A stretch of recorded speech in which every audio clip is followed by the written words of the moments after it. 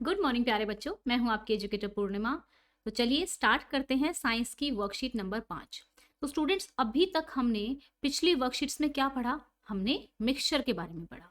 Mixture के बाद हमने क्या पढ़ा? सस्पेंशन, सॉल्यूशन और कोलाइडल सॉल्यूशन के बारे में हमने जाना। ठीक है, वो क्या थे? वो सारे के सारे इम्प्योर थे। ठीक है ना, क्योंकि किसी न किसी चीज की उनमें मिलावट थी। आज हम प्योर सब्सटेंस के बारे में पढ़ेंगे।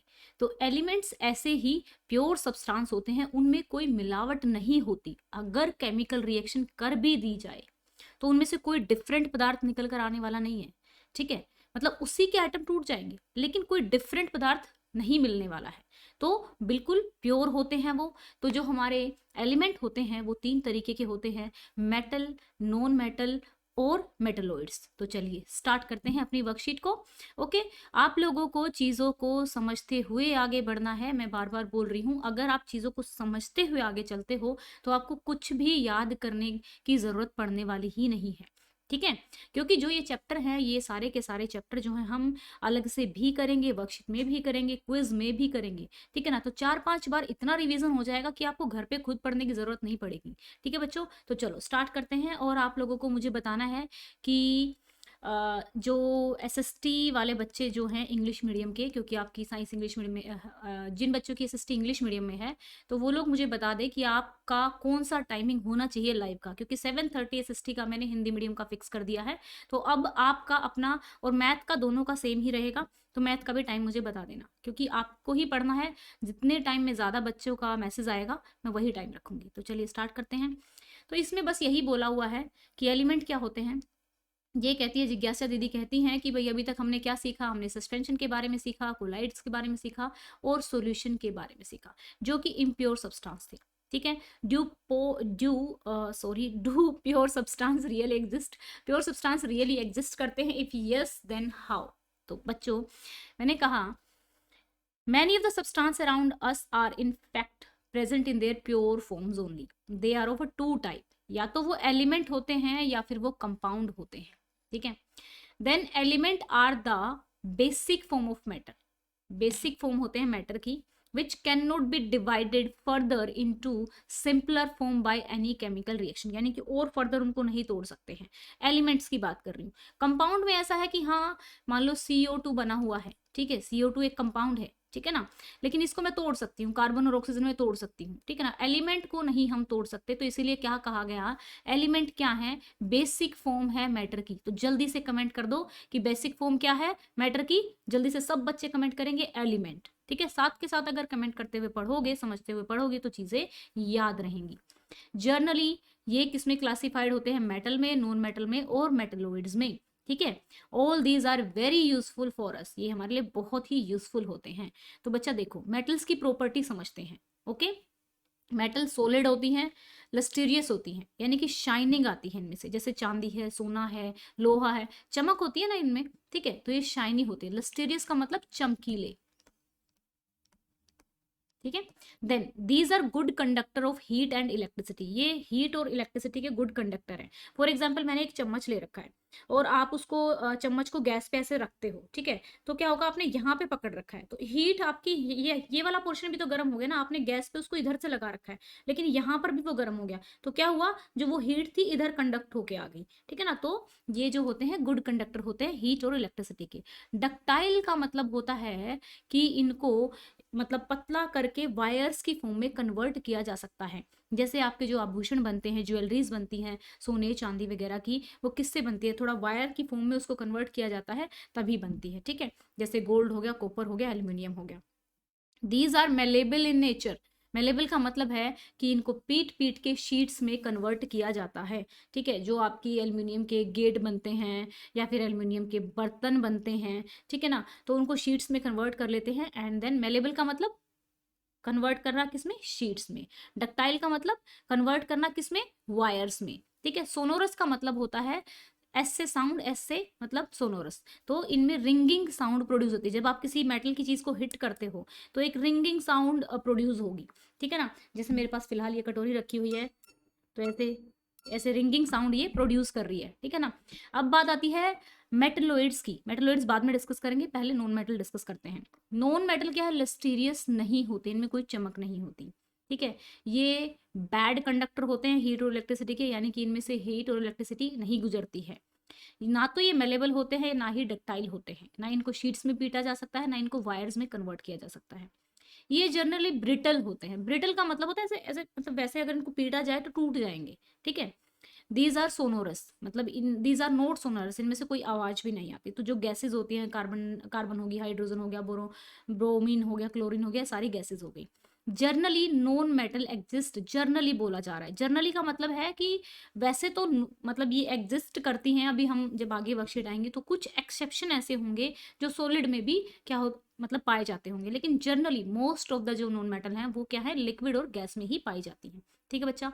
अब metalloids, the element which have a immediate property between, मतलब दोनों इंटरमीडिएट, सॉरी, दोनों के बीच की, मेटल और नॉन मेटल के बीच की जो प्रॉपर्टी होती है इनमें, वो होते हैं non metal, sorry metalloids. Between those of the metals are non metal, they are called metalloids. Boron, silicon and germanium, this is the most important, कि आपसे क्वेश्चन पूछा जा सकता है कि मेटलोइड्स हैं क्या। बहुत इंपॉर्टेंट होता है कि इसमें दोनों की प्रॉपर्टी होती है, और नॉर्मली डेफिनेशन भी ना पूछी जाए, बट ज्यादा इंपॉर्टेंट होते हैं इसके एग्जाम्पल। तो ये वाले एग्जाम्पल रट लेना, एक तरह से याद कर लेना अच्छे से, ठीक है। तो ये तो था हमारा, हमने क्या सीखा जल्दी से बता देती हूँ मैं फटाफट, कुछ ऐसा हमने खास सीखा नहीं, लेकिन एक तो हमने क्या सीखा है कि भाई आज आज से हमने प्योर सब्सटेंस के बारे में डिस्कस करना स्टार्ट कर दिया है। प्योर सब्सटेंस में हमने एलिमेंट और कंपाउंड के बारे में जाना, और जो एलिमेंट है उसमें हमने 3 प्रकार जाने, metal, non metal, metalloids. Metal को हम तार में कन्वर्ट कर सकते हैं, शीट्स में कन्वर्ट कर सकते हैं, आवाज आती है इनको अगर हिट करें तो, एंड ये चमकीले होते हैं। नॉन मेटल इसके बिल्कुल उल्टे होते हैं, ठीक है। मेटलोइड्स में दोनों की प्रॉपर्टी होती है। तो चलिए अब आप क्वेश्चन के आंसर्स करेंगे साथ के साथ, जल्दी से कमेंट करेंगे जैसे ही मैं क्वेश्चन खोल रही हूँ। तो ये देखिए क्या है, व्हाट आर एलिमेंट्स, जल्दी से लिख दीजिए, प्योर सब्सटेंस। सब बच्चे कमेंट करेंगे pure substance. How are they different from mixture, mixture क्या है, मिक्सचर इम्प्योर हैं और इनको फिजिकल प्रोसेस से भी अलग किया जा सकता है, ठीक है। Aluminium is used in making utensils used for cooking food, ठीक है, क्यों ऐसा है, ठीक है। Aluminium is used in making utensil used for cooking food, which property of aluminium is being used here. तो यहाँ पे कौन सी प्रॉपर्टी जो है यूज की जा रही है, कौन सी प्रॉपर्टी यूज कर रही है, जल्दी से, क्या मतलब कैसे, हीट की कंडक्टिविटी हो रही है, हीट, क्योंकि जो भोजन है, भोजन को बनाने के लिए आपने गैस पे रख दिया, तभी तो वो मतलब कुकर के पास पहुंची ना जो हीट है, तो उस पूरा वो पूरा बर्तन गर्म हो गया। वो गर्म कैसे, वो जो हीट नीचे थी बर्नर में थी, वो नीचे ऊपर तक बर्तन में पहुंच गई, यानी कि स्टील का बर्तन क्या है, हीट को कंडक्ट करवा देता है। Can we use carbon to make wires for household uses, नहीं, हम कार्बन को नहीं यूज कर सकते वायर्स बनाने के लिए, क्यों, क्योंकि ये ब्रिटल होते हैं नेचर में, बिल्कुल टूट जाएंगे अगर इनको पीटना स्टार्ट करेंगे तो, है ना। डक्टाइल नहीं होते हैं, यानी कि इनको वायर्स में नहीं कन्वर्ट किया जा सकता है। डिफाइन मेलेबिलिटी, मेलेबिलिटी का मतलब क्या है, शीट्स, जिसे याद करो, शीट्स। डक्टिलिटी का मतलब वायर्स, बस एक एक वर्ड्स में याद करो, बस एक एक वर्ड याद रहेगा, सेंटेंसेस हम खुद बना लेंगे बाद में, ठीक है। तो चलो इसके क्वेश्चन आंसर्स को आप किस तरीके से लिखते हैं ये हम देख लेते हैं। तो चलिए मैं खोल लेती हूँ क्वेश्चन आंसर्स, ओके फाइन। तो चलिए यहाँ पे है हमारे, ओके, एक सेकंड मुझे देंगे, साथ के साथ याद भी करते चलेंगे। What are the elements, how are they different from mixtures. Elements are the basic form of matter which cannot be divided further into simpler form by any chemical reaction, और सिंपलर फॉर्म में उनको हम नहीं divide कर सकते। Mixture are impure substance while element are pure substance. तो हमने एक ही डिफरेंस दिया है, अभी हम एक एक करके ही चलेंगे, जब दोबारा रिवीजन होगा तो हम सारे डिफरेंसेस के बारे में जान लेंगे, वैसे तो आपको पता ही है ना, डिफरेंसेस के बारे में। Aluminium is used in making utensil, कौन सी प्रॉपर्टी यूज हुई, एल्यूमिनियम एक मेटल है, इसीलिए ये it's good conductivity of heat property is being used for cooking, ठीक है। कुकिंग के लिए कौन सी प्रॉपर्टी यूज हुई है, गुड कंडक्टर है ये, किसका, हीट का, ओके। अब कंडक्टिविटी की स्पेलिंग थोड़ी सी मुश्किल लग रही होगी, तो आप कंडक्ट याद करेंगे, फिर IVITY, कंडक्टिविटी, ऐसे इसको याद कर लेंगे, ठीक है। तो चलिए, can we use carbon to make wires, क्यों नहीं यूज कर सकते, जरूरी नहीं है पहले आपको इंग्लिश में ही आंसर को बनाना है, अगर आपको हिंदी में जैसे मैंने समझा दिया, आपको पता लग गया कि हाँ, तो अपने माइंड में आपको बेशक हिंदी में आंसर आ रहा है, धीरे धीरे हम इंग्लिश में भी सीख लेंगे, ठीक है ना। No, we can not use carbon to make wires because it is non metal, and known metals are brittle in nature, that's why it's not drawn into wires, that means it is not ductile. Okay, define malleability and ductility. malleability क्या है, मैंने क्या बताया, sheets, main important यहाँ पे sheets, example दे दो iron, gold, copper. Ductile means इनको wires में कन्वर्ट किया जा सकता है, अगेन गोल्ड, कॉपर, एल्यूमिनियम। तो बच्चों ये थे हमारे 4 क्वेश्चन। देखो अब मुझे कमेंट करके बताओगे इसमें कुछ याद करने में कुछ जोर पड़ रहा है, कुछ लग रहा है, जब चीज़ें समझ के की जाएंगी तो आपको आसानी से याद हो जाएंगी। अब मैं यहाँ पे एक चीज़ और आपको बताने वाली हूँ कि अनअकैडमी पे जैसे क्या है कि आप कॉम्बेट देना स्टार्ट कर दो। मैं यहाँ पे इसलिए कह रही हूँ कि हम पढ़ तो रहे ही हैं, हम एनसीईआरटी कर रहे हैं, मैथ की भी कर रहे हैं, साइंस की भी कर रहे हैं, तो कॉम्बेट वीकली होता है, ठीक है, जो इनका कॉम्बेट का वीकली कंपटीशन होता है, तो अभी 18 अप्रैल को होने वाला है। इसको ज्वाइन करने के लिए जो लिंक है वो मैंने डिस्क्रिप्शन में दे रखा है। आप 1 करोड़ वर्थ की स्कॉलरशिप जीत सकते हो, ठीक है। और अगर आप 1 करोड़ वर्थ की स्कॉलरशिप जीत लेते हो, ठीक है, तो आपको ये लगा लो कि अगर रैंक अच्छा आता है आपको, तो अनअकैडमी का जो प्लस का सब्सक्रिप्शन है वो पूरे साल के लिए आपको फ्री मिलेगा। और ऐसा नहीं है कि सिर्फ फर्स्ट रैंक वाले के लिए, 1 से लेके 300 रैंक वालों के लिए अलग अलग ऑप्शन अवेलेबल हैं। अब इसमें करना क्या है, पहली बात तो रजिस्टर करना है, लिंक डिस्क्रिप्शन में है, और कोड आपको यूज करना है, ध्यान रहे कोड आप यूज करेंगे पूर्णिमा 10, ठीक है, पूर्णिमा 10 कोड से। वैसे भी अगर आप कोई लाइव सेशन लेना चाहते हैं, उनका कोई क्विज अटेंड करना चाहते हैं, कोई कोर्स खरीद रहे हो उसमें डिस्काउंट चाहिए, तो भी आप पूर्णिमा 10 यूज कर सकते हैं, ठीक है।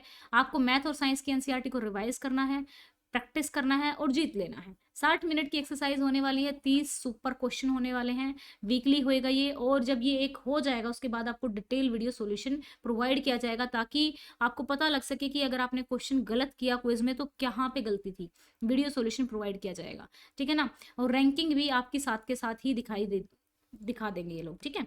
तो ये है आपका कॉम्बेट का। कॉम्बेट चलता ही रहता है पूरा साल, वीकली चलता है, तो इसलिए मैं चाहती हूँ कि आप लोग इसमें पार्टिसिपेट करें। ओके बच्चों, जस्ट क्विज है, देने में कोई दिक्कत नहीं है, कोई फीस नहीं लगने वाली इसकी, बस कोड यूज करना है आपको, मेरा पूर्णिमा 10, ठीक है बच्चों। और आई होप सो सब बच्चों ने टेलीग्राम चैनल को फॉलो कर लिया है, क्योंकि लाइव का सबसे पहले जो नोटिफिकेशन होता है, क्या हो रहा है ना कि मैं भी नए नए यहाँ पे शिफ्ट हुई हूँ अभी, तो कुछ कुछ मतलब अभी यहाँ का इतना ज़्यादा मुझे नहीं मालूम है, तो इस वजह से क्या होता है कि मैं टाइमिंग धीरे धीरे फिक्स कर रही हूँ आप लोगों की क्लास के, ठीक है। लेकिन अभी हमारा नेक्स्ट वीक में फुल टू हमारी सारी सब्जेक्ट्स की क्लासेस चलनी स्टार्ट हो जाएगी बच्चों। टेलीग्राम का लिंक मैंने डिस्क्रिप्शन में दे रखा है। अगर आप चैनल पर नए हैं तो जूम एजुकेशन को सब्सक्राइब कर लो, ठीक है। जूम एजुकेशन पे लाइव क्लासेस चलती हैं, और कल मैंने 2 बैलों की कथा पाठ कराया था, अपना पढ़ लेना। ओके बच्चों, thank you, have a nice day, may God bless you. अच्छे से समझते हुए चीज़ों को करते रहेंगे, आगे बढ़ते रहेंगे।